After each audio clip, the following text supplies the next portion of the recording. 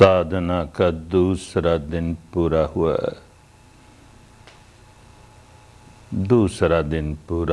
अब काम करने के लिए 8 दिन और रह गए हैं। दूसरा दिन पहले दिन से जरा अच्छा, लेकिन फिर भी कठिनाइयां तो हैं ही। आखिर मन को वश में करना है ना, बहुत आसान नहीं है। ये बंदर जैसा मन, ये मरकट मन कितना चंचल, कितना चपल। एक शाखा को छोड़ता है दूसरी पकड़ता है, एक छोड़ता है दूसरी पकड़ता है, एक विचार छोड़ता है दूसरा आरंभ कर देता है, वो छोड़ता है तीसरा आरंभ कर देता है। कितना अशांत है, कितना बेचैन है।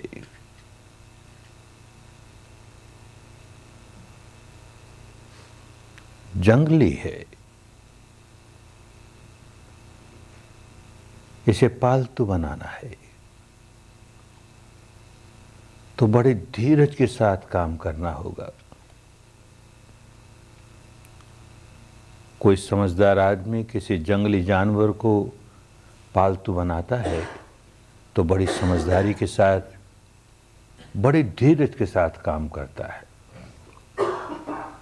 उतावलेपन में वो पशु को अपने वश में नहीं कर पाएगा। बड़ी धीरज से काम करता है तो पालतू बना ही लेता है। कोई जंगली भैंसा हो, कोई जंगली हाथी हो, आसानी से वश में नहीं आता। बहुत अनुभवी व्यक्ति बड़े धीरज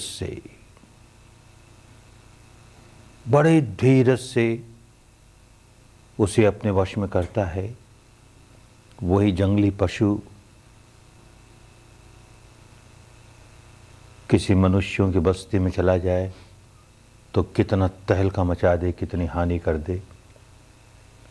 और वही जंगली पशु वश में आ गया तो मनुष्यों का गुलाम हो गया, सेवक हो गया। वो जंगली हाथी जिसका सारा बल हमारे लिए इतना खतरनाक था, अब पालतू हो जाने के बाद उसका सारा बल हमारी सेवा में लग गया। ऐसे ही हमारा ये मन जब तक जंगली है, इसकी सारी ताकत हमें नुकसान पहुंचाने के लिए बहुत खतरनाक है। और ये वश में हो जाए, ये पालतू हो जाए तो इसकी सारी ताकत जो हमारे लिए इतनी हानिकारक थी, हमारी सेवा में लग जाए,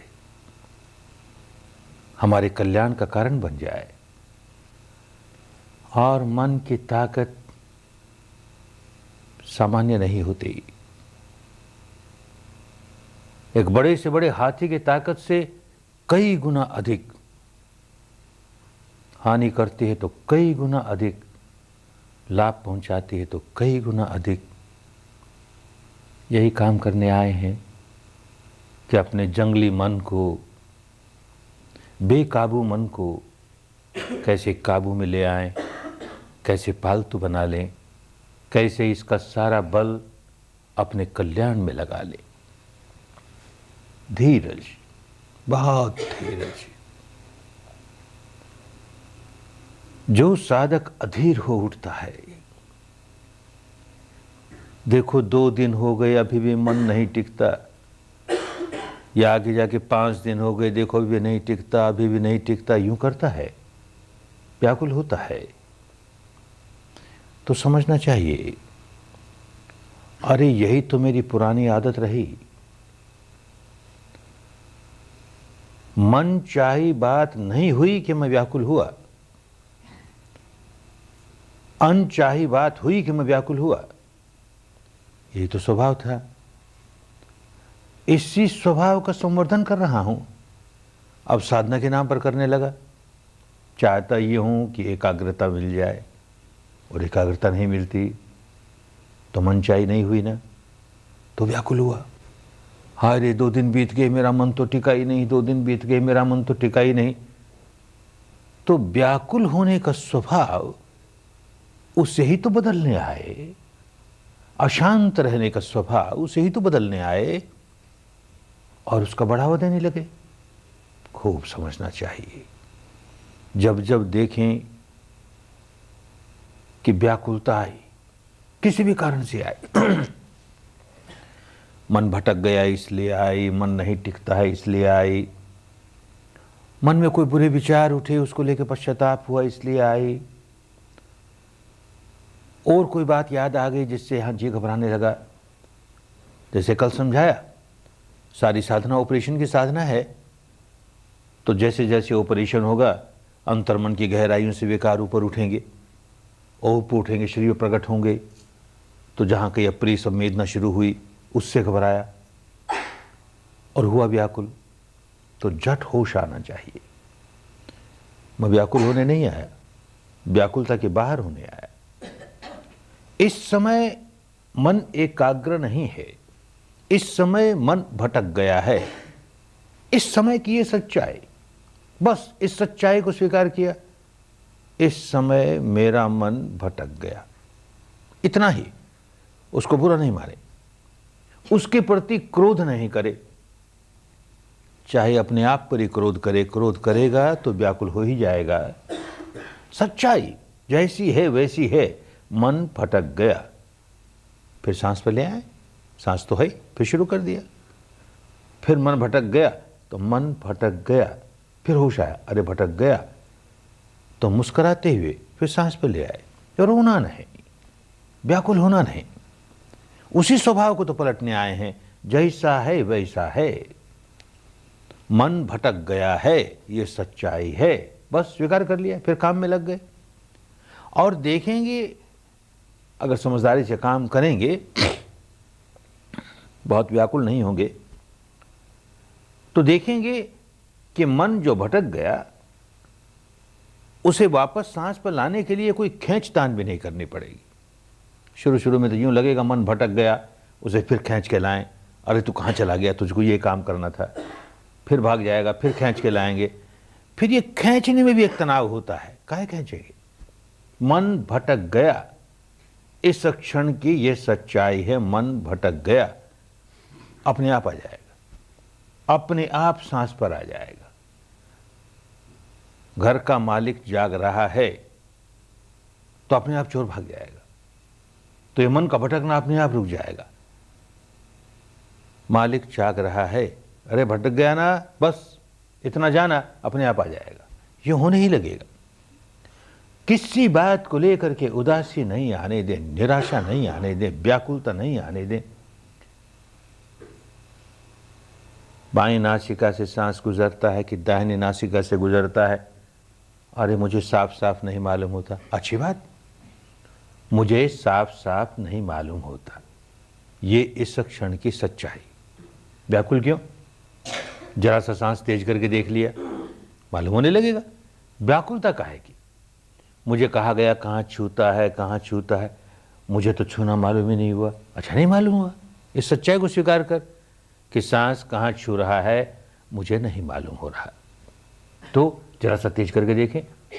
यूं बड़ी धीरज के साथ, समता के साथ, बिना व्याकुलता के साथ काम करेंगे तो काम करना आसान हो जाएगा। जितने जितने अधीर होंगे, जितने जितने व्याकुल होंगे, तो देखेंगे काम करना और कठिन हो गया। सांस का छूना नहीं मालूम हो रहा और हम व्याकुल हुए। व्याकुल मन बड़ा स्थूल मन होता है। व्याकुल तो दूर हो जाए, निराकुल मन, शांत मन अपने आप सूक्ष्म बन जाता है। सूक्ष्म बन जाता है तो संवेदनशील बन जाता है, तो ये सांस का छूना आसानी से मालूम होने लगे। और जितना सांस के छूने को मालूम करने के लिए व्याकुलता बढ़ाई, उतने अपने लिए दीवारें खड़ी कर दी, आगे बढ़ नहीं पाएंगे। तो बड़ी समझदारी के साथ, बड़े धीरज से, जो व्यक्ति जितने धीरज से काम करेगा वो व्यक्ति उतनी ही जल्दी सफलता प्राप्त कर लेगा, और जितना अधीर हो उठेगा उतना ही अपने लिए कठिनाइयां पैदा कर लेगा। इस बात को खूब समझे। जो जो अनचाही बातें हुए जा रही हैं, साधना करने बैठे हैं, अनचाही बातें होती हैं, उनको यथाभूत स्वीकार करते रहो। अब तक तो जो कुछ अप्रिय होता था उसका भोग भोगते थे, भोगता भाव से। ये पीड़ा आई, वो पीड़ा आई, हाय रे मरा रे, ये कठिनाई हो गई रे, ये कैसी साधना है रे, रोना ही रोना। अब वो भोगता भाव से बाहर निकल करके दृष्टा भाव, साक्षी भाव, ऐसा हो रहा है, हम उससे प्रभावित नहीं होते, ऐसा हो रहा है, हम उसे जान रहे हैं। भोगता भाव शनय शनय धीरे धीरे भोगता भाव समाप्त होता चला जाए। दृष्टा भाव, साक्षी भाव, तटस्थ भाव, धीरे धीरे आगे बढ़ेंगे तो कर्ता भाव भी समाप्त होते चले जाएगा। हम कुछ नहीं कर रहे, अपने आप हो रहा है, हम क्या कर रहे हैं? अपने आप घटना घट रही है। और आगे बढ़ेंगे, एक अवस्था आएगी दृष्टा भाव भी समाप्त हो जाएगा, केवल दर्शन है। मैं देख रहा हूं, घटना घट रही है, मैं देख रहा हूं, मैं जान रहा हूं। अभी लंबी बात है वो, लेकिन आगे जाकर ऐसा हो जाएगा, देखा जा रहा है, घटना घट रही है, जाना जा रहा है, मैं भी समाप्त हो जाएगा।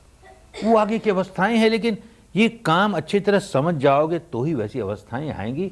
पहले भोगता भाव के बाहर निकलो, धीरे धीरे कर्ता भाव के भी बाहर निकलो। घटना घट रही है, उसे जान रहा हूं, चलो फिलहाल इतना ही, उसे जान रहा हूं, साक्षी भाव से, तटस्थ भाव से, इतना ही शुरू करें तो देखेंगे प्रगति आसान हो गई।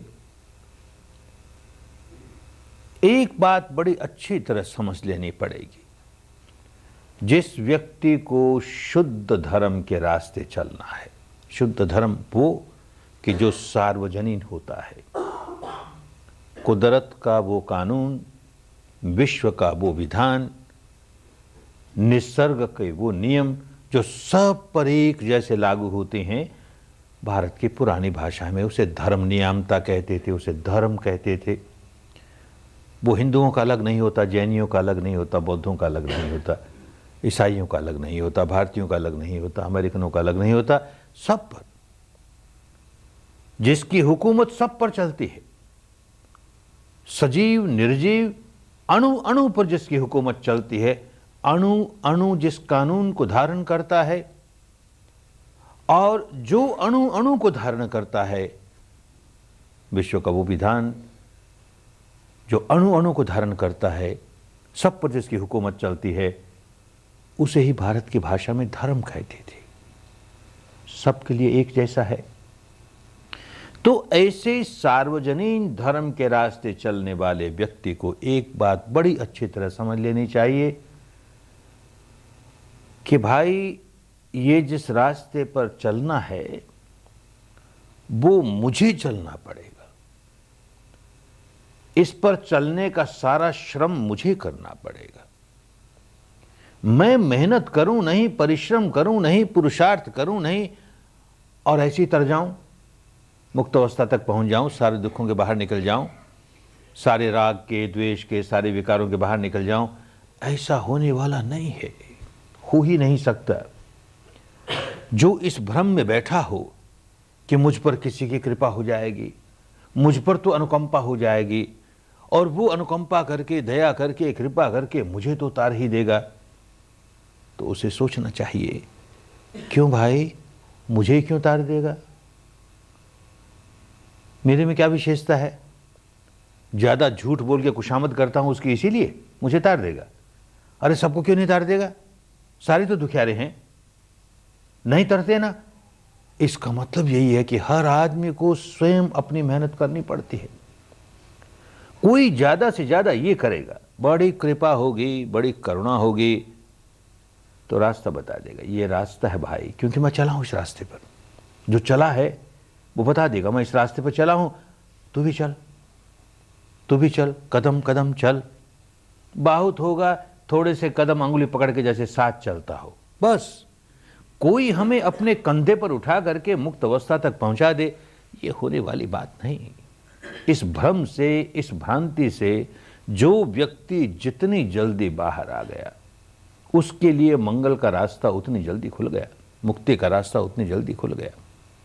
ये सच है, ये भी एक कुदरत का कानून है, धर्म नियामता है, प्रकृति का नियम है कि हम जैसे ही धर्म के रास्ते चलने लगेंगे, कोई भी व्यक्ति धर्म के रास्ते चलने लगेगा, वैसे ही धर्म की सारी शक्तियां उसकी मदद करने लगेगी, उसकी सहायता करने लगेगी। सारी दृश्य अदृश्य शक्तियां उसकी खूब मदद करेगी। फिर भी चलना स्वयं पड़ेगा, एक एक कदम, एक एक कदम, एक एक कदम, स्वयं चलते चलते अंतिम अवस्था तक पहुंचेगा। इसी के लिए कहा गया, तुम में ही के चंग तपं अक्खा तारो तथागत। अक्खा तारो तथागत। कोई व्यक्ति तथागत हो गया, बुद्ध हो गया, शुद्ध हो गया, जीवन मुक्त हो गया। क्या तथागत होता है? जो तथता के सहारे, तथता के सहारे चलते चलते चलते आ गया अंतिम अवस्था तक, मुक्त अवस्था तक, वो तथागत हो गया। धर्म का सारा मार्ग तथता के सहारे चलना है, माने सत्य के सहारे चलना है। एक कदम भी कल्पना का सहारा नहीं ले ले। जहां कल्पना का सहारा लिया वैसे ही भटक जाएंगे, मुक्ति के मार्ग से भटक जाएंगे। तथता वो, सच्चाई वो जो अपनी अनुभूति पर उतर रही है। जो सच्चाई किसी अन्य की अनुभूति पर उतरे, हम केवल उसकी कल्पना ही करेंगे ना, हम कैसे जाने ये सच्चाई है? तो क्षण प्रतिक्षण, क्षण प्रतिक्षण जो जो सच्चाई जिस क्षण हमारी अनुभूति पर उतरी, उस क्षण उसी सच्चाई को साक्षी भाव से जानते हुए आगे बढ़ेंगे। अगला क्षण जो सच्चाई लेकर आया उसे साक्षी भाव से जान लिया, अगला क्षण जो सच्चाई लेकर आया उसे साक्षी भाव से जान लिया। यूं तथता के सहारे चलते चलते चलते कोई भी व्यक्ति तथागत बन सकता है। बुद्ध बनना किसी सिद्धार्थ गौतम की मोनोपोली नहीं। बार बार इसीलिए कहते रहे कि मेरे पहले न जाने कितने बुद्ध हुए, उनकी गिनती नहीं। मेरे बाद में न जाने कितने बुद्ध होंगे, गिनती नहीं। कैसे एक व्यक्ति की मोनोपोली हो सकती है? ज्ञान की मोनोपोली, बोधि की मोनोपोली, मुक्ति की मोनोपोली एक व्यक्ति की कैसे हो सकती है? सीधा सीधा धर्म का रास्ता है, जो चले वही पहुंच जाएगा। कठिनाई अवश्य है, मेहनत खूब करनी पड़ती है, खूब परिश्रम करना पड़ता है और स्वयं करना पड़ता है। तुम्हें ये किच्चंग आतपं, जो करना है उसका तप तुम्हें करना पड़ेगा। कोई दूसरा करे और मुक्त तुम हो जाओ। प्यास मुझे लगी, पानी कोई और पी ले, मेरी प्यास कैसे बुझेगी रे? भूख मुझे लगी, भोजन कोई और खा ले, मेरी भूख कैसे मिटेगी रे? रोगी मैं हूं, औषधि का सेवन कोई और कर ले, मेरा रोग कैसे दूर होगा रे? बंधन में मैं बंधा हूं, गांठें मैंने बांध रखी है, व्याकुल मैं हूं और व्याकुलता से मुक्त होने के रास्ते पर कोई और चलता है, मैं कैसे व्याकुलता से मुक्त हो जाऊंगा? इतनी सीधी सीधी बात। उलझ गए हम, धर्म के नाम पर न जाने कहां कहां उलझ गए। जितनी जल्दी समझ में आ जाए, स्वयं मुझे ही धर्म के रास्ते कदम कदम चलना पड़ेगा, मुझे ही चलना पड़ेगा। जो आदमी जितनी जल्दी इस बात को स्वीकार कर लेता है और चलने लगता है, बस समझो कि अब उसको दिशा मिल गई, मार्ग मिल गया, तरीका मिल गया। अब वो आगे बढ़ता ही चला जाएगा। और जो इस आशा में बैठे रहा कोई तार देगा, किसी की कृपा हो जाएगी, कोई तार देगा, अनेक जन्म खोए, ये जन्म भी ऐसे खो देगा। स्वयं चलना है, पहले ये दृढ़ता से समझ में आ जाए, स्वयं चलना है। भगवान के जीवन काल की एक घटना, उस समय भगवान श्रावस्ती में एक बहुत बड़ा ध्यान केंद्र था जेतवन विहार में। और श्रावस्ती उन दिनों के भारत की बहुत बड़ी आबादी वाली नगरी थी। कौशल देश के राजनगरी। बहुत लोग वहाँ यही सीखने आते थे। बहुत बड़ी संख्या में भिक्षु भिक्षुणियाँ, बहुत बड़ी संख्या में गृहस्थ पुरुष नारियाँ। भगवान ये विद्या सिखाते। सायंकाल धर्म चर्चा होती तो कुछ नगर के ऐसे लोग भी आ जाते जो धर्म चर्चा सुनने के लिए। ये भारत का एक राष्ट्रीय रोग रहा है। धर्म के रास्ते चले या न चलें, पर धर्म चर्चा जरूर सुने। अच्छा है, धर्म चर्चा सुनने में दोष नहीं। धर्म चर्चा सुनते हैं, उससे प्रेरणा जगती है, उससे मार्गदर्शन होता है ताकि चलें। पर चले नहीं, केवल बुद्धि विलास के लिए, केवल वाणी विलास के लिए। कुछ लोग ऐसे भी आते थे। एक भाई एक दिन जरा जल्दी आ गया, देखा भगवान अकेले बैठे, बड़ा खुश हुआ। उनके समीप गया, नमस्कार किया, कहता है महाराज एक प्रश्न बार बार मेरे मन में उठता है। बहुत लोग होते हैं तो संकोच के मारे पूछ नहीं पाता। अच्छा हुआ आज आप अकेले हैं, मेरी शंका का समाधान कर दें। भगवान ने कहा धर्म के क्षेत्र में कोई शंका रखनी नहीं चाहिए, समाधान तुरंत करा लेना चाहिए। पूछ क्या समस्या है। कहता महाराज अनेक वर्ष हो गए मैं इस साधना केंद्र में आता हूँ और जो लोग यहाँ ध्यान करते हैं, इस रास्ते चलते हैं, उनको अपनी बुद्धि के अनुसार खूब जांच के देखता हूँ। तो मैंने ये देखा महाराज थोड़े से लोग तो ऐसे अवश्य हैं जो नितांत मुक्त अवस्था पर पहुँच गए, अरहंत हो गए, शुद्ध हो गए, बुद्ध हो गए, जीवन मुक्त हो गए हैं। ऐसे साफ मालूम होता है। और कुछ लोग ऐसे भी हैं कि जिनमें बड़ा परिवर्तन आया है, बड़ा सुधार हुआ है, लेकिन अभी अंतिम अवस्था तक नहीं पहुँचे। और महाराज एक वर्ग, एक तबका ऐसा भी है जिनमें से मैं हूँ, उसमें तो कोई फर्क नहीं आया महाराज, वैसा का वैसा। तो शंका ये महाराज, प्रश्न मेरे मन में ये उठता है, कोई आप जैसे महापुरुष के पास आए, आप जैसे महान शक्तिशाली व्यक्ति के पास आए, आप जैसे महान कारुणिक व्यक्ति के पास आए, और महाराज कोरा रह जाए, अधूरा रह जाए, ये कैसी बात।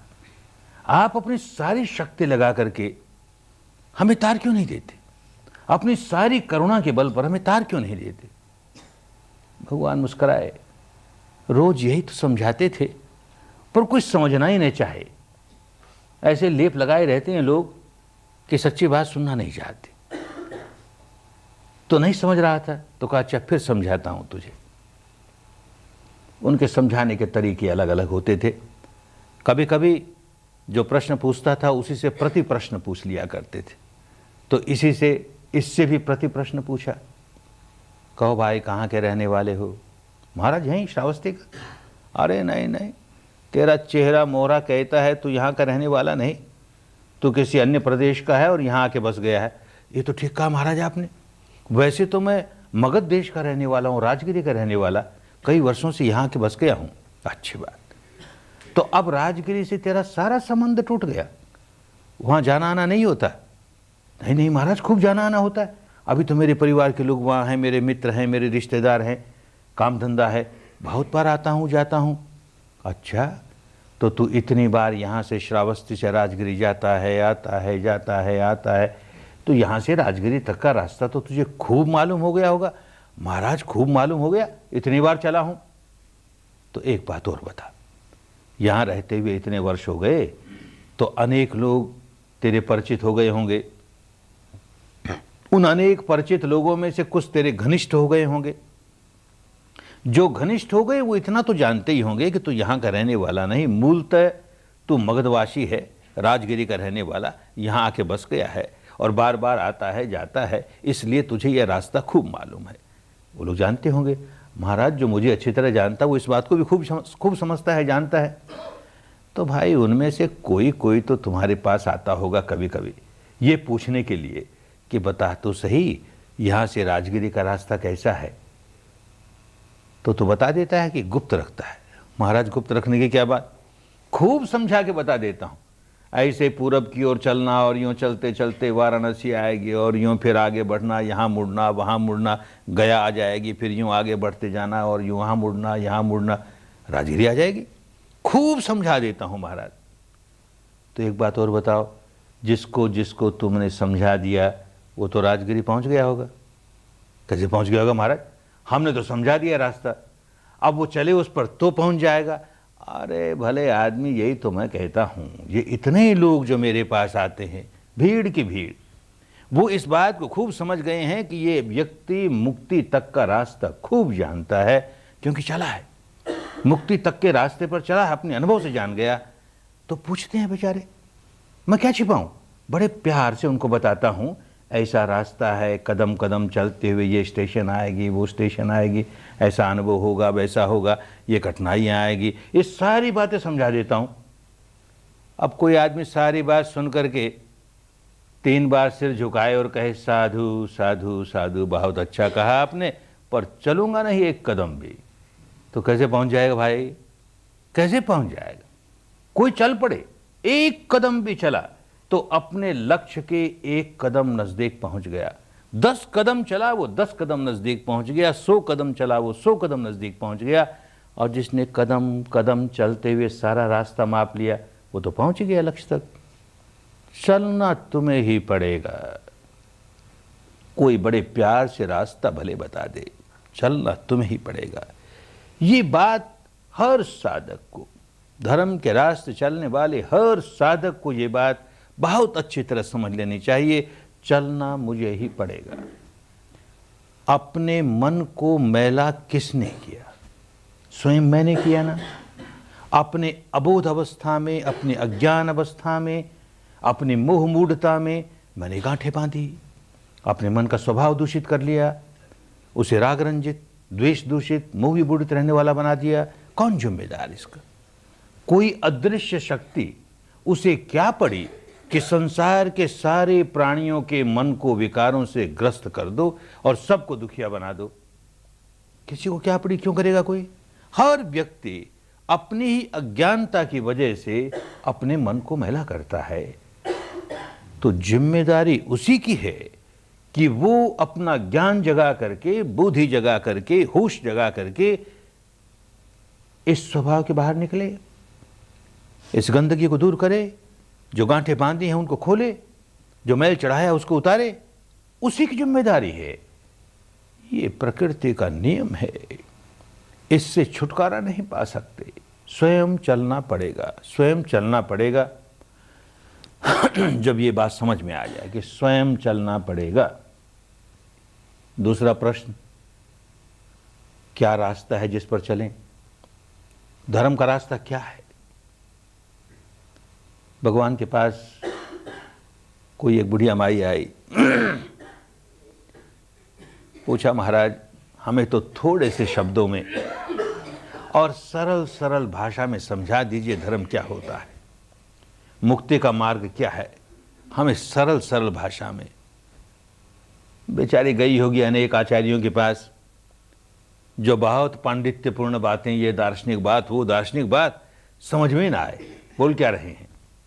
तो भगवान मुस्कुराए, भाई धर्म तो हमेशा सरल भाषा में ही समझाया जाता है। धर्म लोगों को इसलिए सिखाया जाता है कि वो धारण करें। समझेंगे ही नहीं तो धारण कैसे करेंगे?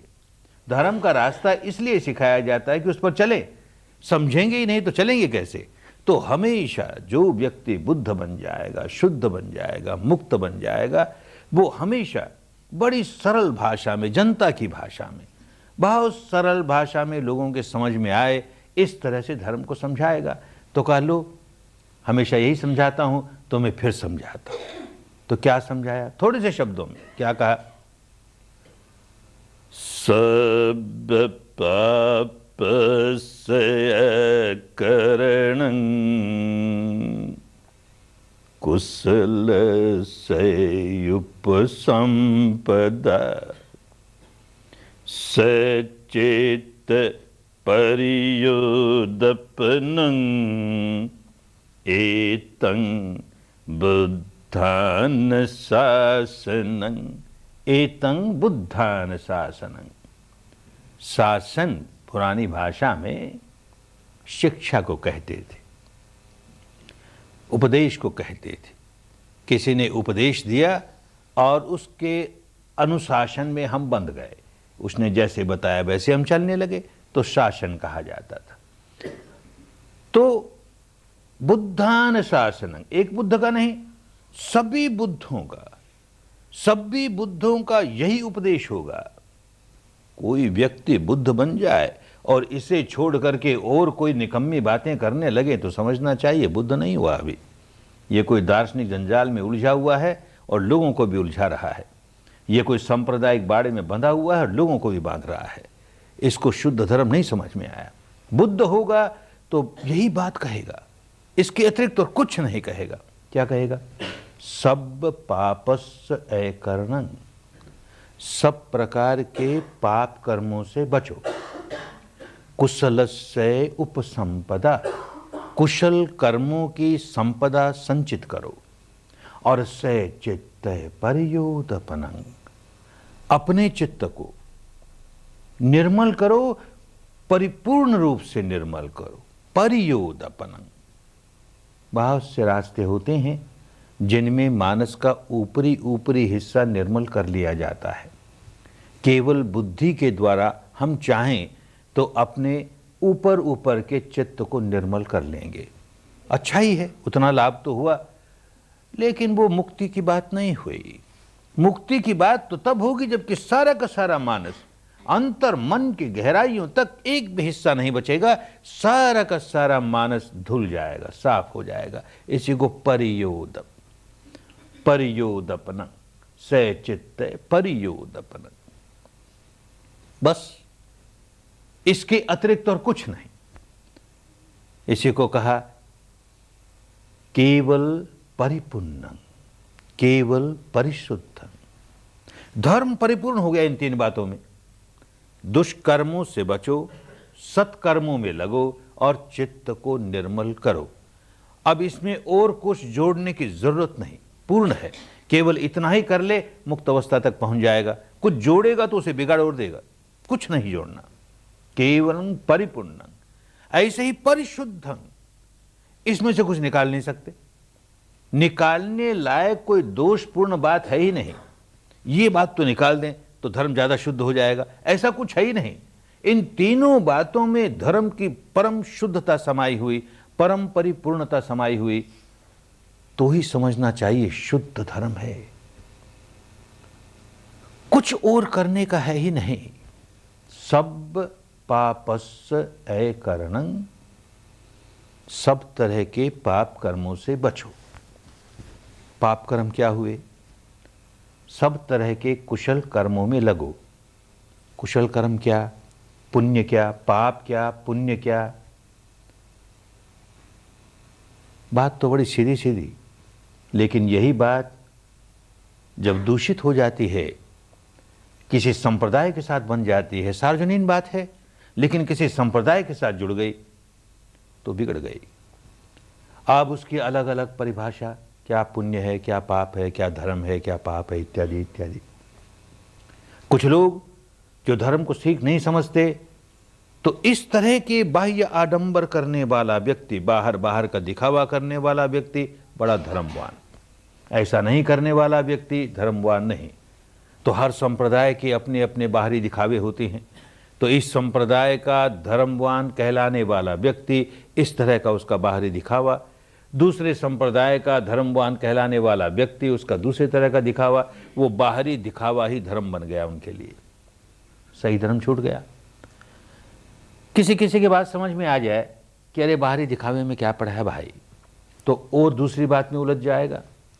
किसी एक संप्रदाय के इस प्रकार के कर्मकांड, तो कहेगा जो जो व्यक्ति इस प्रकार के कर्मकांड करता है वो तो धर्मवान, जो इस प्रकार के कर्मकांड नहीं करता वो धर्मवान नहीं। तो अलग अलग संप्रदायों के अपने अपने कर्मकांड, किसको धर्म माने किसको नहीं धर्म माने, फिर उलझा दिया। इससे भी निकला कोई आदमी, इन कर्मकांडों में क्या पड़ा है, तो और एक बड़ा बंधन, बहुत बड़ा बंधन। हर संप्रदाय की अपनी अपनी दार्शनिक मान्यता, हर दार्शनिक मान्यता एक संप्रदाय खड़ा कर देती है। हर संप्रदाय एक दार्शनिक मान्यता से उलझा हुआ है, बंधा हुआ है। तो इस संप्रदाय का व्यक्ति जो इस दार्शनिक मान्यता को मानने वाला है, सारे जीवन इस अंधेरे में रहेगा कि जो जो लोग इस दार्शनिक मान्यता को मानने वाले हैं वो तो धर्मवान, जो इस दार्शनिक मान्यता को ही नहीं मानते उनका धर्म से क्या लेन देन। और अलग अलग संप्रदायों की अलग अलग दार्शनिक मान्यता, बस समझ लेना चाहिए धर्म नहीं है। धर्म हमेशा एक ही होता है, सबके लिए एक होता है, भिन्न भिन्न जहां हुआ समझ लेना चाहिए। छिलके हैं, ऊपर के छिलके हैं, सार नहीं है। सार हमेशा एक ही होगा। तो क्या पाप है और क्या पुण्य है, क्या कुशल कर्म है, क्या पाप है?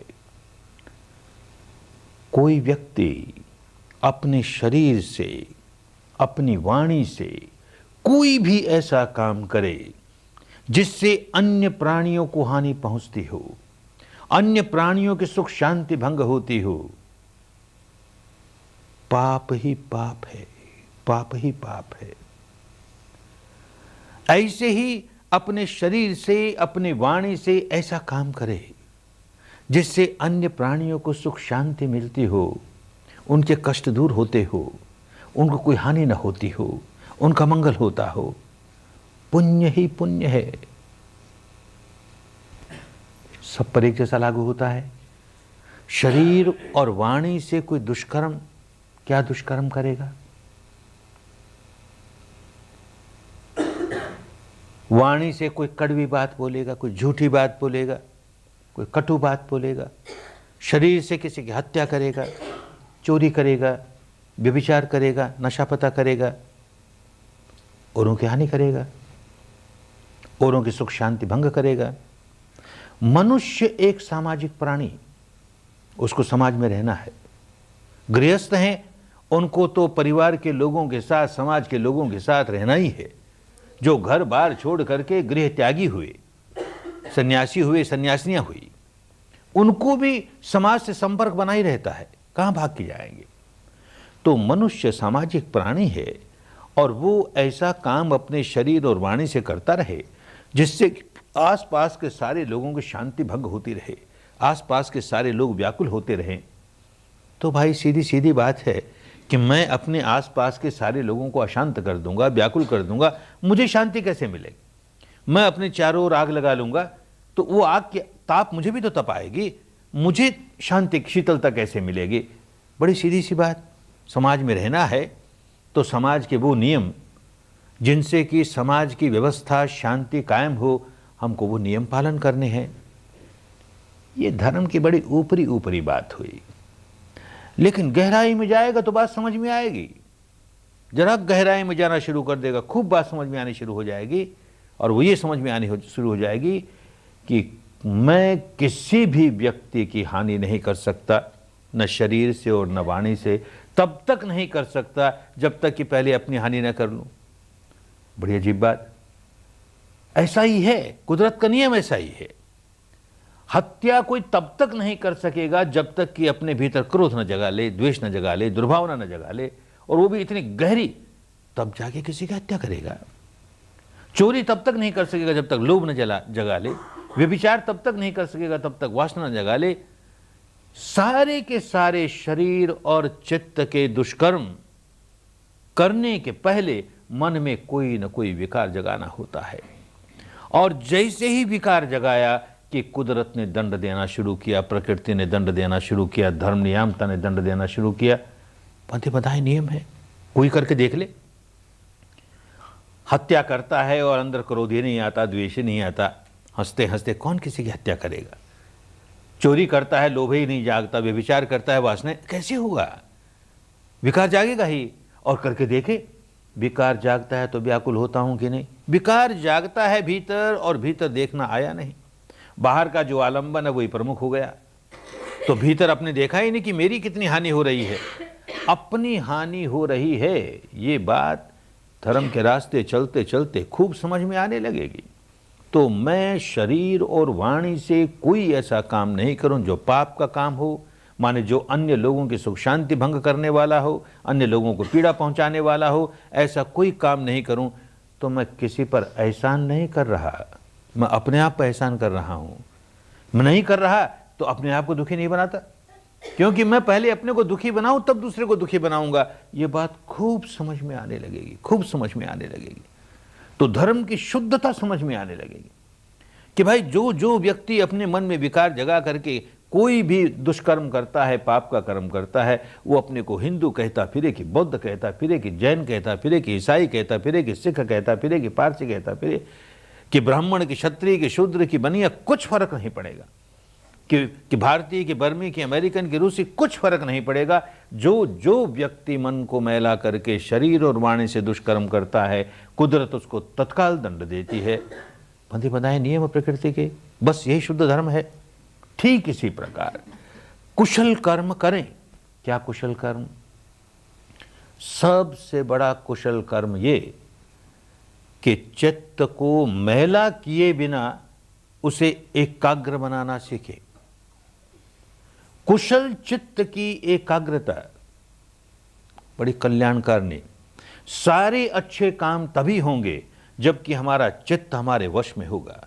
चित्त वश में नहीं है, हमसे कोई अच्छा काम होगा ही नहीं, बुरा ही बुरा काम करेंगे।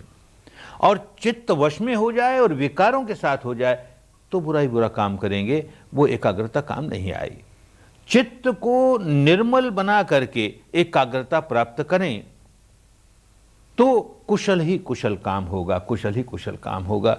और तीसरा, मान लो कि हमने चित्त को निर्मल बनाया, भी ऊपर ऊपर से निर्मल बनाया, उसको एकाग्र भी किया, पर अनेक जन्मों से जो विकार जगाने का स्वभाव बनाए बैठे हैं, अंतर मन की गहराइयों में अपने विकारों की गांठें, गांठे पर गांठे, गांठे पर गांठे कितने इकट्ठी कर रखी है।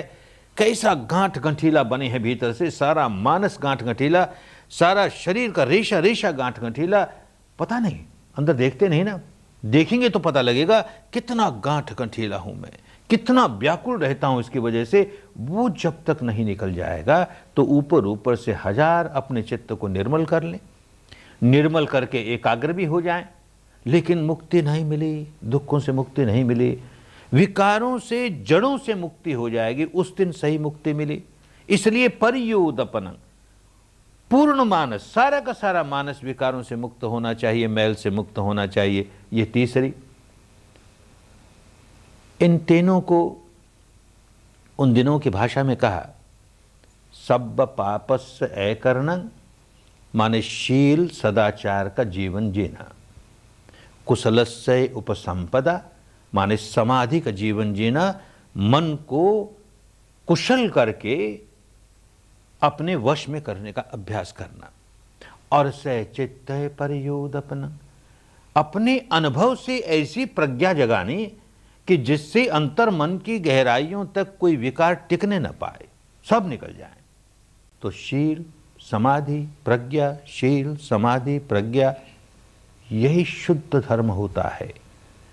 इस पर न बौद्धों की मोनोपोली होती है, न हिंदुओं की, न जैनियों की, न ईसाइयों की, सबके लिए समान रूप से कल्याणकारी। और इसे हर व्यक्ति आसानी से इसका पालन कर सके। आवश्यक नहीं पहले इस संप्रदाय में दीक्षित हो जाओ, इस बाड़े में बंध जाओ, अपने को इस नाम से पुकारने लगो, तभी इस रास्ते पर चल पाओगे, और अन्यथा चलोगे तो भी लाभ नहीं मिलेगा। पहले बाड़े में बन जाओगे और फिर चलोगे तो लाभ मिलेगा। ऐसी बात है ही नहीं, तो समझो धर्म नहीं है, फिर बाड़ा बंदी है। कहीं न कहीं को धोखे की बात है। धर्म सार्वजनीन होता है, ये बात समझ करके इस रास्ते चलना है। और जरा रास्ते को जरा विवरण के साथ और समझें, समझाया गया जरा और विवरण के साथ। वैसे तो रास्ते पर चलने वाले व्यक्ति को मोटी मोटी बात रास्ते की समझ लेनी चाहिए, कैसा रास्ता है और कहाँ तक पहुँचाएगा। ये बात नहीं समझेंगे तो मन में शंका होगी, कहाँ जा रहे हैं, क्या कर रहे हैं, इसका क्या रिजल्ट होगा, शंका रहेगी, काम नहीं कर पाएंगे। इसलिए उसको भले बुद्धि के स्तर पर ही समझ लें। चलना जो है वो तो एक एक कदम चलना पड़ेगा। तो जैसे आदमी हाथ में टॉर्च लेकर के एक एक जिस कदम पर आगे बढ़ना है वहां प्रकाश पड़ना चाहिए, खूब समझना चाहिए ये कदम कैसा, अगला कदम उठाएं तो वो कैसा, अगला कदम उठाएं तो सारा का सारा मार्ग, एक एक कदम को बहुत विवरण के साथ समझते हुए आगे चलेंगे। लेकिन एक मोटी मोटी रूपरेखा समझ लें, सारा मार्ग क्या है। उन दिनों की भाषा में इस मुक्ति के मार्ग को, विशुद्धि के मार्ग को, सार्वजनिक धर्म के मार्ग को आर्यो अठंगिको मग्गो, आर्य अष्टांगिक मार्ग ये कहा जाता था। अष्टांगिक सीधी सी बात, 8 अंग वाला, अर्यो, आर्य, किस माने में आर्य? कि कोई भी अनार्य व्यक्ति जो आर्य नहीं है, ऐसा कोई भी व्यक्ति चले तो इस रास्ते पर चलते चलते आर्य बन ही जाएगा। ये रास्ता इस बात को नहीं देखेगा कि जो व्यक्ति अनार्य है और इस रास्ते पर चल रहा है, वो अपने को हिंदू कहता है कि बौद्ध कहता है कि जैन कहता है कि ब्राह्मण कहता है कि शूद्र कहता है कि अमेरिकन कहता है कि रूसी कहता है, कुछ नहीं देखेगा। जैसे गंगा का जल जो पिए उसकी प्यास बुझ जाएगी, ऐसे ही रास्ता ऐसा कि जो चले इस पर वही आर्य बन जाएगा। क्या आर्य बन जाएगा? 2500 वर्ष में भाषा बदल जाती है, शब्द बदल जाते हैं, शब्दों के अर्थ बदल जाते हैं। आज तो आर्य शब्द एक जाति विशेष के लिए इस्तेमाल होने लगा। बहुत लंबा व्यक्ति, लंबी नाक वाला, बड़ी बड़ी आंखों वाला, गोरा चिट्टा रंग, ऐसे व्यक्ति को आर्य जाति का व्यक्ति। कोई बेचारा काले रंग का हो, घुंघराले बाल वाला हो, मोटे होठ वाला हो, तो यह हबशी जाति का, नीग्रो जाति का व्यक्ति। कोई बेचारा पीले रंग का हो, छोटी छोटी चुंधियाई चुंधियाई आंखें हों, चपटी नाक हो, तो यह मंगोलियन जाति का। इस अर्थ में आर्य जाति का, आर्य शब्द का इस्तेमाल होने लगा। 2500 पूर्व की भारत की भाषा में यह अर्थ नहीं होता था। आर्य कहते थे उस व्यक्ति को, चाहे वो गोरा हो चाहे काला हो, लंबी नाक वाला हो चाहे छोटी नाक वाला हो, कुछ फर्क नहीं पड़ता। वो व्यक्ति जो संत बन गया, जो सत्पुरुष बन गया, जो निर्मल चित्त बन गया, सज्जन बन गया, भला आदमी बन गया, वो आर्य बन गया। क्योंकि धर्म के रास्ते चला है। धर्म के रास्ते चलते चलते चलते अपने मन को जिसने निर्मल कर लिया, अपने मन की गांठें खोल ली, निर्ग्रंथ हो गया, ऐसा व्यक्ति आर्य हो गया। और जो धर्म के रास्ते नहीं चलता है वो अनार्य है। हीनो गम्मो पोथो जनिको अनर्यो अनर्थ संगीतो। जो अनार्य होगा, बड़ा हीन, बड़ा गंवार, मूर्ख, अनर्थ ही अनर्थ करने वाला, अपना भी अनर्थ करने वाला, औरों का भी अनर्थ करने वाला, ऐसा व्यक्ति उन दिनों की भाषा में अनर्यो अनर्यो अनर्यो कहा जाता था, अनार्य है। 2500 वर्ष में यही शब्द अनर्यो अनर्यो अनर्यो बदलते बदलते आज की हिंदी भाषा में अनाड़ी हो गया। ये आदमी बड़ा अनाड़ी है। अनाड़ी क्या? अनर्यो है, अनारी है। अनार्य का अनाड़ी हो गया, होश नहीं है।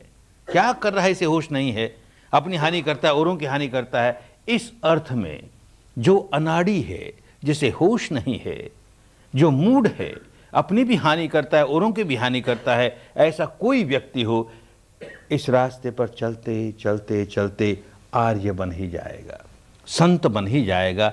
इस माने में अर्यो मग्गो, अठंगी को, आठंग वाला। क्या आठंग है धर्म के? वही 3 विभाजन, शील, समाधि, प्रज्ञा। तो शील के अंतर्गत धर्म के 3 अंग आए, समाधि के अंतर्गत धर्म के 3 अंग आए, और प्रज्ञा के अंतर्गत धर्म के बचे हुए 2 अंग आए। तो शील के अंतर्गत तो क्या 3 अंग आए? सम्मा वाचा, सम्मा कम्मंतो, सम्मा आजीवो। पुरानी भाषा है।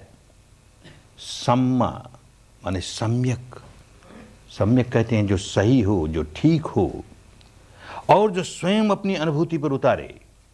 सम्मा वाचा, वाणी हमारी सम्यक हो, सही हो, ठीक हो। कौन सी वाणी सही होती है? जो निर्मल है। कौन सी वाणी निर्मल होती है? जो औरों की हानि नहीं करती। तो हमारे अनुभव पर ऐसी वाणी उतरनी चाहिए जो कि औरों का हानि नहीं करती, माने वाणी के मैल दूर हो जाने चाहिए। वाणी कैसे मैली होती है? कोई आदमी वाणी से झूठ बोलकर किसी को ठगने की कोशिश करता है, वाणी का कर्म मैला हो गया। कोई आदमी कड़वी कटु बात बोल करके किसी का जी दुखाता है, जिसमें उसका जरा भला नहीं समाया हुआ, केवल जी दुखाने के लिए कटु बात बोलता है, कड़वी बात बोलता है, वाणी का कर्म मैला हो गया। कोई आदमी इधर की बात सुन करके उसमें जरा नमक मिर्च लगा करके वहाँ बोल देता है, वहाँ की बात सुन के यहाँ बोल देता है, यूँ चुगली का काम करता है, परनिंदा का काम करता है। 2 व्यक्तियों में परस्पर प्रेम हो, स्नेह हो तो तोड़वा देता है। ये काम वाणी का दुष्कर्म हो गया, मैला हो गया वाणी का कर्म। ऐसे ही कोई आदमी निकम्मी फजूल बातों में समय खराब करता है, अपना भी औरों का भी, वाणी का कर्म मैला हो गया।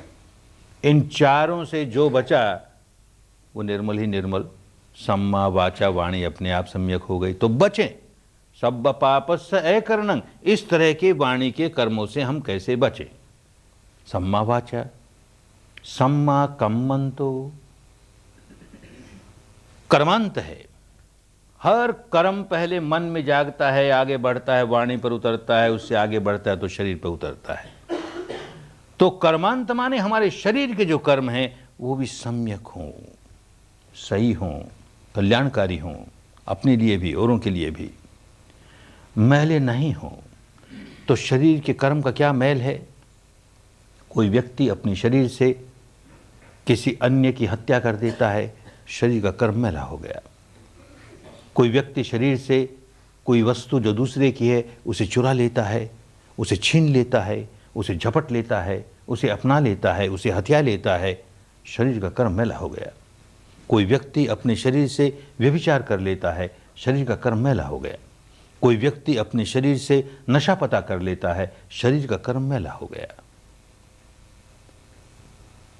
ये सारे के सारे काम हमारी भी हानि करने वाले, औरों की भी हानि करने वाले। इनसे अगर बचते हैं तो सम्मा हो गया, सम्यक हो गया, और वो सम्यक अनुभूति पर उतरता है, कल्याणकारी बात हो गई। उपदेश की बात नहीं है केवल, वैसा अपने अनुभव से होने लगा। हत्या नहीं करते, चोरी नहीं करते, व्यभिचार नहीं करते, नशा पता नहीं करते, ऐसा अपनी अनुभूति पर उतरने लगा। सम्मा कम्मंतो, सम्मा आजीवो, जो आजीविका है वो भी सम्यक होनी चाहिए, सही होनी चाहिए, शुद्ध होनी चाहिए, निर्मल होनी चाहिए, और वो जीवन में उतरनी चाहिए, खाली उसके उपदेश न रह जाएं। हर व्यक्ति को जीवन यापन के लिए कोई न कोई आजीविका का सहारा लेना ही पड़ता है। वो कैसी है आजीविका? गृहस्थों के लिए ज़्यादा आवश्यक सजग रहने के लिए। सन्यासियों की भी अपने नियम है कि जो प्राप्त करता है गृहस्थ से वो किस तरह से करे। गृहस्थों के क्या नियम हैं? हमारे घर आमदनी का जो रास्ता है, हमारे घर उस आमदनी के रास्ते से जो पैसा आता है, वो आमदनी का रास्ता कैसा है? उस आजीविका से कहीं औरों की हानि तो नहीं कर रहा? अपने घर तो पैसा आ रहा है पर औरों की हानि तो नहीं कर रहा? इसे सजग होकर देखेगा कि मेरी आजीविका की वजह से समाज के अन्य लोगों को हानि तो नहीं पहुंचा रहा मैं। जैसे मसलन उदाहरण के तौर पर एक आदमी कहता है कि मैं कोई नशा पता नहीं करता, बड़ा शीलवान हूं, मैं कोई नशा पता नहीं करता। अच्छी बात है, लेकिन धंधा करता है शराब का, गांजे का, अफीम का, भांग का, तो जो खरीद के जाएगा वो नशा पता ही करेगा, अपना शील सदाचार तोड़ेगा। तो लोगों को शील सदाचार का जीवन जीने में बाधक हो गया ना, उनको शील सदाचार तोड़ने में सहायक हो गया ना, तो उनकी हानि कर दी ना। मेरे घर पैसा तो आया लेकिन मैंने कितने लोगों की हानि की। इसी प्रकार कोई कहता मैं हत्या तो नहीं करता, मैं नहीं हत्या करता, लेकिन धंधा करता हथियारों का, बंदूकों का, तलवारों का, भालों का, जो ले जाएगा किसी की हत्या करेगा।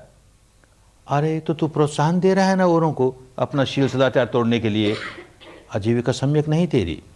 ऐसे कोई आदमी कहे मैं हत्या उत्या नहीं करता लेकिन पशु पालता हूँ, गाय पालता है, भेड़ें पालता है, बकरे पालता है, उनको खिला पिला के खूब मोटा करता है और कसाई को बेच देता है, मैं नहीं हत्या करता, वो करे ना ही बात हुई, ठीक बात नहीं हुई, सम्यक आजीविका नहीं हुई।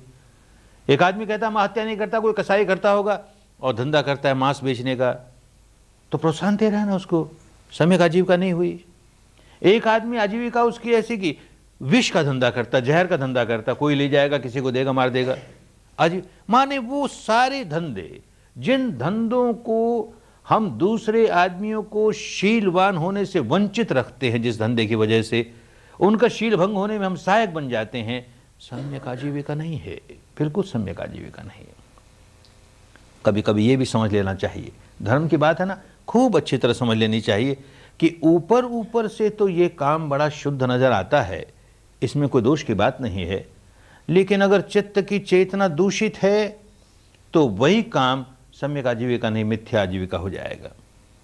एक उदाहरण बताएं, वर्षों पहले जबकि शुद्ध धर्म का की कोई जानकारी ही नहीं थी, उस पर चलना तो बहुत दूर की बात हुई। उन दिनों की बात है, घर का कोई एक परिवार का सदस्य बहुत बीमार पड़ गया। बहुत बीमार पड़ा, जो घरेलू डॉक्टर था, फैमिली डॉक्टर था, वो कहीं बाहर गया हुआ, तो किसी और डॉक्टर को बुलाएं। तो वहाँ का एक और प्रसिद्ध डॉक्टर रंगून का जानता था कि वो बुलाने से आएगा नहीं, लेकिन फिर भी हिम्मत करके चला गया कि बुला के लाएं, किसी तरह से खुशामद करें उसकी। रोगी बहुत ज़्यादा रोगी है, उसके यहाँ बहुत भीड़ रहती है। उस दिन ऐसा संयोग हुआ कि वो अकेला बैठा मक्खी मार रहा, कोई रोगी नहीं उसके पास। तो मन तो खुश हुआ कि अब डॉक्टर साहब साथ चले चलेंगे, बहुत भीड़ होगी तो ना आए। लेकिन कौतूहल के मारे पूछ लिया कि डॉक्टर साहब, आपके पास रोज इतनी भीड़ रहती है, आज क्या बात हुई, भीड़ नहीं है? तो बड़ा उदास चेहरा बना के कहता है कि भाई क्या बताएं, इस सीजन में तो गांव में, नगर में कोई न कोई बीमारी फैलती ही है। इस साल क्या हुआ पता नहीं, कोई बीमारी नहीं फैली। अरे कैसा डॉक्टर है, ये चाहता है कि बीमारियां खूब फैले तो मेरे घर में खूब आमदनी हो, लोगों को ज्यादा से ज्यादा बीमार देखना चाहता है। आजीविका तो अच्छी, डॉक्टर की आजीविका बुरी नहीं होती। किसी का की चिकित्सा करके उसको रोग के बाहर निकाल करके अपनी आजीविका चलाता है, अच्छी बात है ना, बुरी बात नहीं। लेकिन इस डॉक्टर को देखो, सारे डॉक्टर ऐसे नहीं हुआ करते। लेकिन उस समय का मेरा अनुभव उसे देख करके मन में ऐसा अच्छा नहीं लगा कि ये कैसा डॉक्टर। कुछ वर्षों के बाद शुद्ध धर्म से संबंध हुआ। क्या शुद्ध धर्म से संबंध होता है? अपने भीतर सच्चाई देखने की विद्या मिल गई। उसका इस्तेमाल करके जब अपने भीतर देखा तो पता लगा कि अरे उस दिन उस बेचारे डॉक्टर को मन ही मन इतना भला बुरा कहा। हम व्यापारियों की क्या हालत है? व्यापारी कुल में जन्मा हूं, पला हूं, बरसों व्यापार किया है, इसलिए व्यापारियों की मनोस्थिति को खूब समझता हूं। व्यापारियों की क्या मनोस्थिति होती है? कहीं दुनिया में लड़ाई लग जाए, विश्व युद्ध शुरू हो गया, अकाल पड़ जाए, दुर्भिक्ष पड़ जाए, कुछ ऐसी अवस्था आ गई कि जिससे कंज्यूमर गुड्स की तंगी हो गई, और तंगी हो गई तो दाम बढ़ने लगे। तो हम व्यापारी लोग अपनी व्यापारी भाषा में कहते हैं बाजार सुधर रहा है। हमारे लिए बाजार सुधर रहा है ना, बहुत पैसे आएंगे, लोगों को चाहे जितनी तकलीफ हो, हमारे लिए दाम बढ़ना, चीज़ों का दाम बढ़ना हमारी मनोवृत्ति है कि चीज़ों का दाम बढ़ना अच्छी बात है, इसी में कमाई होगी। और मान लो लड़ाई वड़ाई बंद हो गई, दुर्भिक्ष नहीं रहा, सुभिक्ष हो गया, कंज्यूमर आइटम्स खूब मिलने लगे, दाम गिरने लगे, तो बड़े उदास मन से कहते हैं बाजार चौपट हो गया, हमारे लिए बाजार चौपट हो गया। अरे मनोवृत्ति कैसी, मेरे चित्त की चेतना कैसी? अपने ओर से हजार कहता रहूं कि मेरी ये आजीविका सम्यक आजीविका है, अगर मेरी चित्त की चेतना केवल शोषण करने की है, अधिक से अधिक धन लोगों से कैसे मेरे पास आ जाए, भले लोगों को चाहे जितना कष्ट उठाने पड़े, मेरे पास धन कैसे संग्रहित होता चला जाए, तो ऊपर ऊपर से सम्यक दिखने वाली आजीविका भी समझ लेना चाहिए सम्यक नहीं है, हानिकारक है। गृहस्थ हैं, धन कमाने में कोई दोष नहीं, एक बात समझ लेनी चाहिए। कोई गृहस्थ नहीं है, गृह त्यागी सन्यासी है, उसके लिए धन संग्रह करना बहुत बड़े दोष की बात। ठीक इसी प्रकार गृहस्थ का धनहीन होना दोष की बात। गृहस्थ है तो किसी के सामने हाथ नहीं फैलाएगा, अपनी ईमानदारी के साथ, अपने परिश्रम के साथ धन कमाएगा, अपना भरण पोषण करने के लिए, अपने परिवार का धर्म भरण पोषण करने के लिए, ये धर्म की बात है। लेकिन एक कठिनाई भी आती है, बहुत बड़ी कठिनाई आती है। मुक्त अवस्था तो सबको एक जैसी है, गृहस्थ हो चाहे भिक्षु हो, भिक्षुणी हो। और मुक्त अवस्था वो कि जहां अहंकार का नामो निशान नहीं रहता, और हम अहंकार जगाए जाएं, अहम भाव जगाए जाएं, और चाहें कि हम भी मुक्त हो जाएं। गृहस्थ भी तो मुक्त होना चाहता है ना, कैसे होगा? जब धन कमाएगा तो अंतर मन की गहराई में एक वृत्ति जागेगी कि ये धन मैंने कमाया, मेरी अक्लमंदी से कमाया, मेरी चतुराई से कमाया, मैं इतना समझदार, मैं इतना चतुर, और ये मेरा धन है, तो मेरा अहम भाव जागेगा ही। अब क्या करे? एक और गृहस्थ है, उसको धन कमाना चाहिए परिश्रम करके, ईमानदारी के साथ, दूसरी ओर जो धन आएगा उसके अंदर अहम जगाएगा, तब क्या करे? तो देश के समझदार लोगों ने एक रास्ता बताया कि देख भाई, तेरे घर में जो धन आता है ना, उसका सम विभाग कर। भारत की पुरानी भाषा है, सम विभाग कर, यानी उसको अपना मत मान, उसको बांट। गृहस्थ है, अपने आप का भरण पोषण करना है, अपने परिवार का भरण पोषण करना है, इसमें कोई दोष की बात नहीं। लेकिन अपना भरण पोषण करके, परिवार का भरण पोषण करके कुछ हिस्सा बचा और उसे बांट लोगों को। समाज का हिस्सा है। ये सारा धन तेरे पास आया, कहां से आया? समाज से आया, लोगों से आया। और इन लोगों को बदले में तू क्या दे रहा है? तो अधिक कमाए तो अधिक, कम कमाए तो कम। हर गृहस्थ के लिए आवश्यक है कि जो धन कमाता है उसका एक हिस्सा बांटे, अवश्य बांटे। दूसरी बात, विपश्यना के रास्ते पर आने वाले व्यापारी वर्ग के लोग बार बार आके पूछते हैं, कहते हैं कि क्या करें, सारी समाज की व्यवस्था, शासन की व्यवस्था इतनी बिगड़ी हुई है कि हम चाहते हैं ईमानदारी से धंधा करें, नहीं कर पाते, तो क्या करें? उनकी बात खूब समझ में आती है, क्योंकि स्वयं व्यापार धंधे में से गुजरा हूँ, परिवार के लोग कर रहे हैं, इसलिए खूब समझता हूँ। तो एक बात कहता हूँ उनसे कि भाई, जहाँ ये बिगड़ी हुई व्यवस्था तुमको घुटना टेकने के लिए मजबूर करती है, उसको एक बार अलग रखो। तुम कम से कम उन बातों में तो दोष का काम मत करो जिसमें तुम्हारा अधिकार है। एक बात तो तुम्हें समझ लेनी चाहिए, जो लोग विपश्यना के रास्ते चलना चाहते हैं और व्यापारी हैं, एक बात तो उनको अच्छी तरह समझ लेनी चाहिए कि मेरे घर में जो धन आता है वो मेरे ग्राहक की पॉकेट से आता है।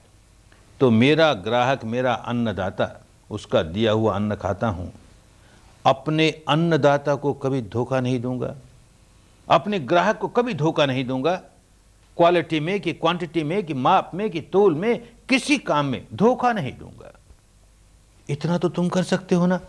इसमें राज्य की व्यवस्था क्या कहती है? इसमें और बात क्या कहती है? ये तो तेरा लोभ है ना कि तू उसको धोखा देता है अपने ग्राहक को। बस आरंभ करने वाले व्यक्ति को, विपश्यना के रास्ते चलने वाले व्यापारी व्यक्ति को ये दो बातें गांठ बांध लेनी चाहिए, मैं अपने ग्राहक को धोखा नहीं दूंगा, एक बात, और जो धन आएगा उसका एक हिस्सा बांटूंगा, लोक कल्याण में लगाऊंगा, सम विभाग करूंगा। तो सम्यक आजीविका हो गई, तो मिथ्या आजीविका नहीं है। अन्यथा ये दो काम नहीं करता है और वो 4-5 तरह के व्यापार भी नहीं करता है, तो भी आजीविका सम्यक नहीं हुई। मनोवृत्ति केवल संग्रह करने की है, औरों को हानि पहुंचे तो पहुंचे, मेरे पास संग्रह हो जाए, हानिकारक बात होगी। सम्मा आजीवो, ये तीनों के तीनों शील के अंतर्गत आए। अब समाधि के अंतर्गत 3 और आए, सम्मा वायामो, सम्मा सति, सम्मा समाधि। सम्मा वायामो, सम्यक व्यायाम, ठीक तरह का व्यायाम, परिश्रम, पुरुषार्थ, मेहनत। हमारा शरीर कमजोर हो जाए, चलें तो यूं डगमगाए, तो कोई हमको समझदार आदमी कहता है भाई जरा शरीर की कसरत कर, तेरे शरीर के मांसपेशियां मजबूत हो जाए, तो यूं डगमगाओ नहीं, इतने दुर्बल नहीं हो, तरह तरह के रोग नहीं लगे तुम्हें। ठीक इसी प्रकार हमारा मन दुर्बल हो जाए, रोगी हो जाए, तो समझदार आदमी कहेगा मन की कसरत कर रहे। और ये 2 दिन काम करके सबने देख लिया ना, कैसा रोगी मन लिए चल रहे हैं, कितना दुर्बल मन, कितना डगमगाता है, हर क्षण कभी यहां डगमगाया, कभी वहां डगमगाया। ऐसा दुर्बल मन, ऐसा रोगी मन, कसरत चाहिए। इसको सबल स्वस्थ बनाने के लिए कोई कसरत चाहिए। जो कसरत हमारे रोगी मन को निरोगा बना दे, हमारे दुर्बल मन को सबल बना दे, बस वो सम्यक व्यायाम। तो 4 तरह की कसरत होती है। पहली कसरत तो ये कि अपने मन को जांच के देखो कि मेरे मन में ये दुर्गुण है, ये दुर्गुण, जो दुर्गुण हो उसे जानो और उसे दूर करो, उस दुर्गुण को दूर करो। पहली कसरत हो गई, अच्छी कसरत हो गई। फिर जांचो, मेरे मन में अमुक दुर्गुण नहीं है, अमुक दुर्गुण नहीं है, तो मन के सारे दरवाजे बंद। अमुक दुर्गुण नहीं है तो अब आने नहीं चाहिए, हम आने नहीं देंगे इसको। दूसरी कसरत हो गई। फिर अपने मन को जांचो। धर्म के रास्ते चलने वाला आत्मनिरीक्षण करता है, स्वनिरीक्षण करता है। औरों की ओर मत देखो, अपनी ओर देखो। देखता है मेरे मन में ये सद्गुण है, ये सद्गुण है, तो अहंकार नहीं जगाओ। ये सद्गुण है, अच्छी बात है। अब जो सद्गुण है उसे कायम रखना है, कहीं चला न जाए, इसका संवर्धन करना है। तीसरी अच्छी कसरत हो गई। फिर अपने मन को जांच के देखता है, मेरे मन में ये सद्गुण तो है ही नहीं, ये सद्गुण तो है ही नहीं, निराशा नहीं, उदासी नहीं, ये सद्गुण नहीं है तो अच्छा इसको लाएंगे। मन के सारे दरवाजे खोल दिए, जो सद्गुण नहीं है उसको ले आएंगे। अरे जो दुर्गुण है उसे दूर करेंगे, जो दुर्गुण नहीं है उसे आने नहीं देंगे, जो सद्गुण है उसे रोके रखेंगे, उसका संवर्धन करेंगे, जो सद्गुण नहीं है उनको लाएंगे। बस ये 4 कसरत ऐसी कसरत है कि वो हमको ठीक धर्म के रास्ते आगे पहुंचा देगी। सम्मा वायामो, सम्मा सती, सती माने स्मृति। 2500 वर्ष में कहा ना, भाषा बदल जाती है, शब्द बदल जाते हैं, शब्दों के अर्थ बदल जाते हैं। आज के भारत की सभी भाषाओं में स्मृति शब्द का एक ही अर्थ रह गया, मेमोरी, याददाश्त। 2500 वर्ष पूर्व की भाषा में केवल यही अर्थ नहीं था, एक इससे बड़ा और अर्थ था, और वो था सजगता, सजग रहना। किसके प्रति सजग रहना? अपने आप के प्रति सजग रहना, उसको सती कहते थे। अपने इस शरीर प्रपंच के प्रति सजग रहना, अपने चित्त प्रपंच के प्रति सजग रहना, अपने सारे कर्मों के प्रति सजग रहना, उसको सती कहते थे, स्मृति कहते थे। खूब सजग, यही काम शुरू किया। कल और आज यही तो कर रहे हैं ना, अपने बारे में, अपने शरीर और चित्त के बारे में क्षण प्रतिक्षण जो सच्चाई प्रकट हो रही है उसको जान रहे हैं। सांस आता है, जाता है, आता है, जाता है, इस नासिका से उस नासिका से, उसे जान रहे हैं। छूता है, यहाँ छूता है, वहाँ छूता है, उसे जान रहे हैं। ये सती का काम। अब सारा का सारा मार्ग हमें स्थूल से सूक्ष्मता की ओर ले जाने वाला।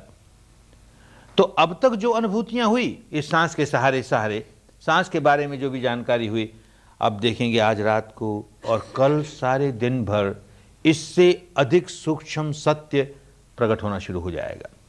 एक काम हमने जानबूझ के ये किया कि अपने बारे में सच्चाई जानने के लिए सारे शरीर पर ध्यान नहीं लगाया। शरीर का एक छोटा हिस्सा, ये तिकोना हिस्सा, ऊपर वाले होठ से लेकर के नासिका तक का हिस्सा, बस पहले इस स्थान की सच्चाई जानेंगे। यहाँ क्या हो रहा है, यहाँ सांस आ रहा है, जा रहा है, यहाँ छू रहा है, वहाँ छू रहा है, ताकि अपना मन थोड़ी सी दूर में ही रहे। और थोड़ी सी दूर में जब मन रहता है तो वो बड़ा सूक्ष्म हो जाता है, बड़ा संवेदनशील हो जाता है। हमको अपने मन को सूक्ष्म करना है, संवेदनशील करना है, ताकि सारे शरीर के बारे में जान जाएं आगे जा करके, सारे चित्त के बारे में जान जाएं आगे जा करके। तो अभी तो इतनी सी दूरी में, तो इतनी सी दूरी में अब आज रात को देखेंगे, कल दिन को देखेंगे कि सांस तो आ रहा है, जा रहा है, छू भी रहा है, और क्या हो रहा है। सच्चाई ये है कि सारे शरीर में प्रतिक्षण शरीर के अणु अणु में कोई ना कोई घटना घट रही है, कोई ना कोई बायोकेमिकल रिएक्शन हो रहा है, जीव रासायनिक प्रतिक्रिया चल रही है, कोई ना कोई इलेक्ट्रोमैग्नेटिक रिएक्शन हो रहा है, विद्युत चुंबकीय प्रतिक्रिया चल रही है। सारे शरीर में कुछ ना कुछ हो रहा है। मन हमारा इतना स्थूल है, कभी उस ओर ध्यान भी नहीं दिया। एक तो स्थूल है और एक हमेशा बहिर्मुखी रहा, अपनी ओर कभी नहीं देखा। अपनी ओर देखने का कोई प्रक्रिया की भी, ध्यान लगाने बैठे भी, तो अपने बारे में सच्चाई को नहीं देखा। बस कोई कल्पना, हमारी मान्यता ये, ऐसा आत्मा होती है, वैसा परमात्मा होता है, ऐसी आत्मा नहीं होती है, वैसा परमात्मा नहीं होता है, आत्मा और परमात्मा दो होते हैं, नहीं एक। इसी कल्पनाओं में सारा समय खो दिया। अपने बारे में तेरा राग कहाँ जागता है, तेरा द्वेष कहाँ जागता है, और किस कदर तू बढ़ाई जा रहा है, कैसे गांठे बांधे जा रहा है, उसमें से कैसे निकल सकता है, इस ओर ध्यान ही नहीं। और निकम्मी काल्पनिक बातों में सारा समय खोया। तो पहली बार ये करने आए कि इस 3.5 हाथ की काया के भीतर शरीर का सारा प्रपंच, चित्त का सारा प्रपंच, और इन दोनों का परस्पर किस तरह से रिएक्शन चल रहा है, इसे समझना है, अनुभूति से समझना है, ताकि विकारों के उद्गम को हम खूब समझ जाएं और विकारों के उद्गम को बंद करके अपने स्वभाव को, अंतर मन के गहराइयों तक अपने स्वभाव को पलटने का काम शुरू कर दें। राग वाला स्वभाव कैसे राग विहीन होता चला जाए, द्वेष वाला स्वभाव कैसे द्वेष विहीन होता चला जाए, मोह वाला स्वभाव कैसे मोह विहीन होता चला जाए। तो स्थूल से सूक्ष्मता की ओर बढ़ेंगे।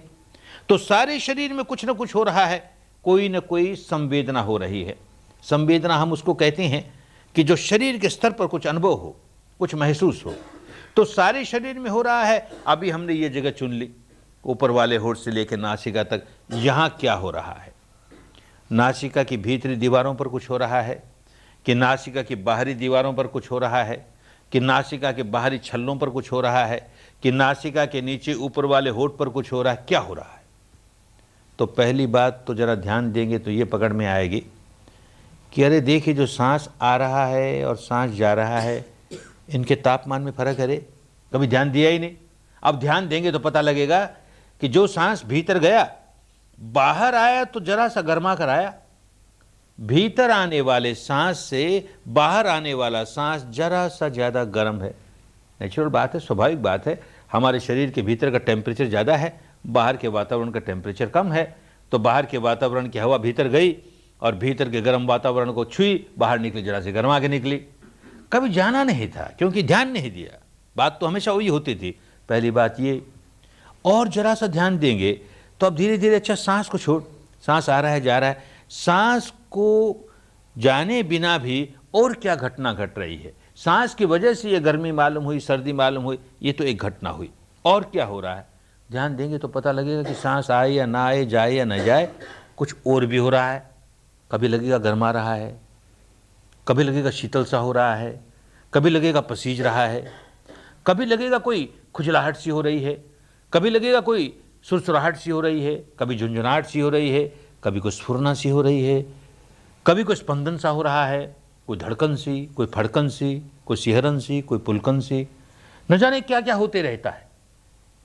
कभी हल्कापन सा मालूम होगा, कभी भारीपन सा मालूम होगा, कभी कोई तनाव सा मालूम होगा, कोई दबाव सा मालूम होगा, कोई दुखाव सा मालूम होगा, कभी कोई सिकुड़न सी, फैलाव सा, सिकुड़न सी, फैलाव सा ऐसे मालूम होगा, कभी सूखापन सा मालूम होगा या गीलापन सा मालूम होगा। न जाने कितने प्रकार की संवेदनाएं होती हैं। हम चाहें कि इसी प्रकार की हो तो नहीं, वो अपने आप जो होती है, इस क्षण अपने आप जो हुआ उसे जान लिया, जो नहीं हुआ उसकी कल्पना नहीं करनी, उसकी कामना नहीं करनी। जो हो रहा है इस क्षण ये हुआ, अगला क्षण ये हुआ, अगला क्षण ये हुआ, यूं क्षण प्रतिक्षण, क्षण प्रतिक्षण जो जो होता जाएगा उसको जानते चले जाएंगे। साक्षी भाव से जानना है। एक बात ये समझ लेनी है, पुरानी आदत तो ये कि खुजली आई हमें नहीं अच्छे लगी, खुजली आई कि हाथ उठा खुजला लिया, उसे नहीं अच्छी लगी ना, दूर करना, उसको खुजला लिया। अब नहीं, खुजली आई तो भोक्ता भाव नहीं, दृष्टा भाव, साक्षी भाव। आइए भाई, तुझे भी देखते हैं, तू कब तक रहती है, देखते हैं तेरा भी। अरे तेज होगी, तेज होगी, आरंभ में तो तेज होगी, जरा तेज हुई, तेज हुई, तेज हुई, खत्म हो गई। कोई खुजली अनंत काल तक रहती नहीं, देर सवेर समाप्त हो जाती है। इसी तरह जो भी संवेदना या महसूस होगी वो अनंत काल तक रहने वाली नहीं। उत्पन्न होती है, देर सवेर समाप्त हो जाती है, उत्पन्न होती है, कुछ देर के बाद समाप्त हो जाती है। बस हम तो केवल साक्षी भाव से जान रहे हैं और कुछ नहीं कर रहे। ऐसा आज रात और कल दिन भर करेंगे, फिर देखेंगे धीरे धीरे हम और सूक्ष्मता की ओर बढ़ते चले गए, और सूक्ष्मता की ओर बढ़ते चले गए। ये सती, जहाँ कल्पना नहीं हो, जहाँ सच्चाई अपनी अनुभूति पर उतरे, सम्मा सती है ना, अपनी अनुभूति पर उतरे, और सच्चाई भी अपने से संबंधित, अपने शरीर और अपने चित्त से संबंधित, और बातों से लेन देन नहीं। अपना चित्त प्रपंच, अपना शरीर प्रपंच, और इन दोनों के संग्रह से, इन दोनों के समुच्चय से क्या हो रहा है उसको जानने का काम। हर संवेदना शरीर और चित्त का प्रपंच। सम्मा सति, सम्मा समाधि, कुशल चित्त की एकाग्रता, उसे सम्मा समाधि कहते हैं। केवल चित्त की एकाग्रता उसे समाधि कहते हैं। सम्मा समाधि, सम्यक समाधि हो। चित्त बहुत मैला है, राग से भरा हुआ है, और राग के आधार पर हमने चित्त को एकाग्र कर लिया, द्वेष के आधार पर चित्त को एकाग्र कर लिया, किसी कल्पना के झूठ के आधार पर चित्त को एकाग्र कर लिया, सम्मा समाधि नहीं हुई। एक उदाहरण से समझें। एक बगुले को देखा होगा, पानी के किनारे खड़ा है, कैसे एक टांग पर, जरा भी नहीं हिलता, खूब समाधिस्थ है, बड़ा ध्यानस्थ है। लेकिन किस बात में समाधिस्थ है? ध्यान लगाया हुआ है कि पानी में कहीं मछली दिख जाए और हड़प कर ले, समाधिस्थ तो है ही वो। एक बिल्ली को देखा होगा, चूहे के बिल के पास कैसे खड़ी है, हिलती नहीं, एक रोआ भी नहीं हिलता, बड़ी समाधिस्थ है, को चूहा निकले हड़प कर ले। किसी शिकारी को देखा होगा, कैसे अपनी दुनली बंदूक पर ध्यान लगाए बैठा है, कोई सामने शिकार आए धाई मार दे। सारी समाधियां ही है ना, ध्यान ही है ना, एकाग्रता ही है ना, सम्मा नहीं, अपने काम की नहीं। दुनिया में बुरे से बुरा काम भी चित्त को एकाग्र करके किया जाता है। केवल चित्त की एकाग्रता हमें मुक्त अवस्था तक नहीं ले जाएगी। ऐसी एकाग्रता जिसका आधार मैल नहीं हो, राग नहीं हो, द्वेष नहीं हो, मोह नहीं हो, वो हमारे कल्याण की बात। तो इस क्षण जो घटना घटी उसके प्रति राग नहीं है, द्वेष नहीं है और कोई कल्पना नहीं है। सांस आ रहा है तो कोई कल्पना नहीं है, सांस आ रहा है उसके प्रति राग नहीं है, द्वेष नहीं है। सांस छू रहा है उसके प्रति राग नहीं है, द्वेष नहीं है, कोई कल्पना नहीं है। खुजली आए कि गर्म आया कि झंझनाहट हुई, कि सुरसुराहट हुई, कि गुदगुदाहट हुई, उसके प्रति कोई राग नहीं है, कोई द्वेष नहीं है और वो सच्चा है, कोई कल्पना नहीं है। बस ऐसा क्षण प्रतिक्षण उसे जानते जानते कितने लंबे अरसे तक जानते चले गए, उतनी समाधि मजबूत होती चली गई। यही करना है, यही काम करने आए। इसके आगे की जो प्रज्ञा का क्षेत्र है, जिसमें धर्म के 2 अंग और बाकी हैं, आज चर्चा नहीं करेंगे, उसकी चर्चा कल करेंगे, क्योंकि उस क्षेत्र में हमें परसों उतरना है। अभी तो शील का पालन करते हुए और यहाँ रहते हुए शील का पालन करने में कोई कठिनाई नहीं, परिस्थितियाँ हमको शील का पालन करने में सहायक हैं। केवल एक शील, ये जो सत्य बोलने का, उसमें कभी कठिनाई आ जाएगी। परस्पर बात करोगे, कुछ झूठ बोल जाओगे, शील भंग हो जाएगा। या मार्गदर्शक बुला करके पूछेगा और उसमें कोई बात बढ़ा चढ़ा के बोल दोगे या छिपा के बोल दोगे, शील भंग हो जाएगा। बड़ा सजग रहो इस बात के लिए, इस शील को। बाकी 4 शील तो यहाँ रहते हुए आसानी से पालन हो जाएंगे। तो 5 शीलों का बड़ी कड़ाई से पालन करते हुए अपनी समाधि को पुष्ट करने का काम करें। कल शाम को प्रज्ञा की बात खूब अच्छी तरह समझेंगे और परसों फिर प्रज्ञा के क्षेत्र में कदम रख देंगे। जो समय हाथ में है, 8 दिन बाकी हैं, अभी बहुत थोड़े होते हैं। 8 दिन इतने बड़े काम के लिए बहुत थोड़े होते हैं। इनका बहुत अच्छा उपयोग हो, बड़ी समझदारी के साथ उपयोग हो। अरे ऐसा अवसर जीवन में न जाने फिर मिलेगा कि नहीं मिलेगा। बड़े भाग्य से, बड़े पुण्य से प्राप्त होता है। मनुष्य का जीवन ही बड़े पुण्य से प्राप्त होता है और मनुष्य के जीवन में शुद्ध धर्म मिलना बहुत बड़े पुण्य की बात होती है। नहीं तो न जाने मनुष्य का जन्म किस तरह कर्म कांडों में बीत जाता, किस तरह सांप्रदायिक उलझनों में बीत जाता, किस प्रकार दार्शनिक मान्यताओं में उलझ जाता। सही धर्म क्या है समझ में ही नहीं आता, पालन करना तो बहुत दूर। तो बड़े भाग्य की बात हुई मनुष्य का जीवन मिला है, बड़े भाग्य की बात हुई शुद्ध धर्म मिला है, बड़े भाग्य की बात हुई उसके बारे में श्रद्धा जागी है। अब काम किए जाओ, काम किए जाओ। समय का खूब अच्छा उपयोग हो, किसी पर एहसान करने के लिए नहीं, किसी को खुश करने के लिए नहीं, अरे अपने भले के लिए, अपने मंगल के लिए, अपने कल्याण के लिए। बड़ा मंगलकारी होता है धर्म। धर्म का धारण करना बड़ा कल्याणकारी होता है। जो शिविर में आए हैं, धर्म के रास्ते चल करके खूब पके, खूब मंगल हो, खूब कल्याण हो, खूब स्वस्थ मुक्ति हो, स्वस्थ मुक्ति हो। भवत सर्व मंगलं भवत सर्व मंगलं भवत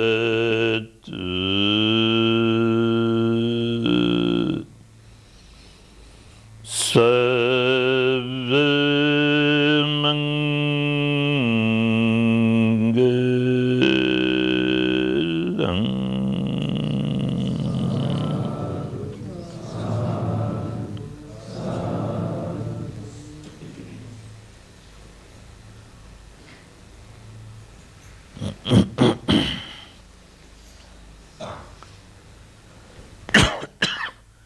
चाहें तो 5 मिनट विश्राम कर लें, उसके बाद फिर काम शुरू करेंगे। 5 मिनट विश्राम कर लें।